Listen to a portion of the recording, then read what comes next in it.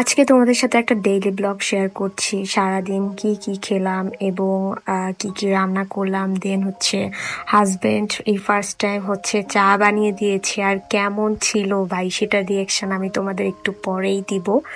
So hello everyone, কি খবর সবার? আশা করি সবাই ভালো আছে। তো সকালবেলা উঠে দেখি আমার হাজবেন্ড আমার জন্য দুধ চা বানাচ্ছে। মানে জানে যে আমি প্রতিদিন হচ্ছে উঠেই দুধ চা খাই। তো তারপর হচ্ছে একটু ব্রেকফাস্ট হয়ে বিরিয়ানি খাই, কারণ আমার বিরিয়ানি খেতে অনেক ইচ্ছা করতেছিল। ওই আগে রান্না করছিল, তো এটা ফ্রোজেন করা ছিল।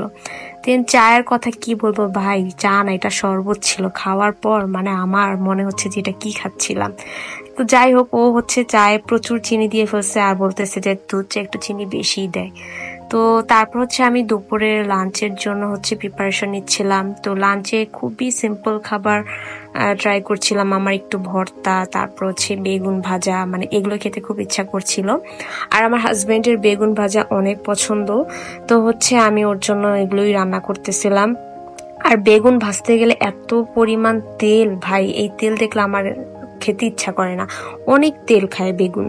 তো তারপর হচ্ছে আমি হচ্ছে টমেটো স্লাইস করা ছিল, এগুলো দিয়ে একটু ভর্তা করব। আমার টমেটো হচ্ছে সব থেকে ফেভারিট খাবার, মানে টমেটো চাটনি, আমি সব কিছু এভরিথিং টমেটো দিয়ে করতে অনেক পছন্দ করি।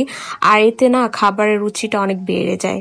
তো যাই হোক, আমি হচ্ছে টমেটোগুলো একটু ভেজে নেই, তারপর হচ্ছে একটু শুকনা মরিচ, তারপর হচ্ছে পেঁয়াজ ভেজে নেই ভর্তার জন্য। তার পাশাপাশি হচ্ছে আমি একটা সবজি করব।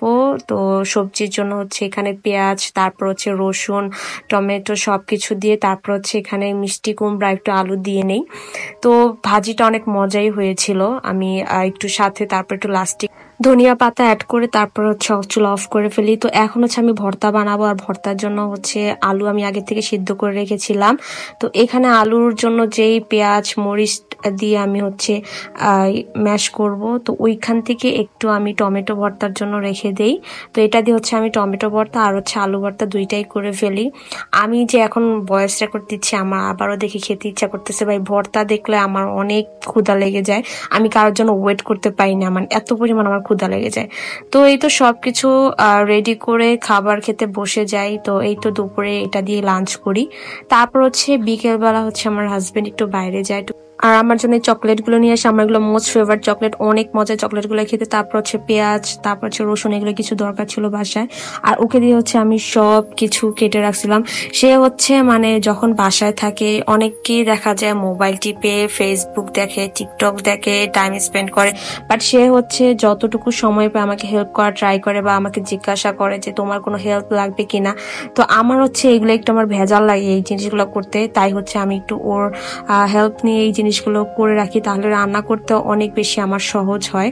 তারপর হচ্ছে সে একটু বিকেলবেলা তার পেঁয়াজু খেতে ইচ্ছা করতেছিল, তাই হচ্ছে পেঁয়াজুর জন্য ডাল, তারপর হচ্ছে সবকিছু মশলা মিক্স করে পেঁয়াজু বানাবে, তার জন্য আর কি প্রিপারেশন নিচ্ছিল। তা আমি হচ্ছে এর মধ্যে একটু শাওয়ার নিয়ে আসি, আমার শাওয়ার নিতে অনেক লেট হয়, আর এসে দেখি যে সে অলরেডি মানে এগুলো ভাজা শুরু করে দিছে। আর হচ্ছে পেঁয়াজুটা অনেক মজা হয়েছিল, ও একটু সাথে নাগামরিচ অ্যাড করে দেয়, যেহেতু আমি একটু ঝালটা বেশি খাই।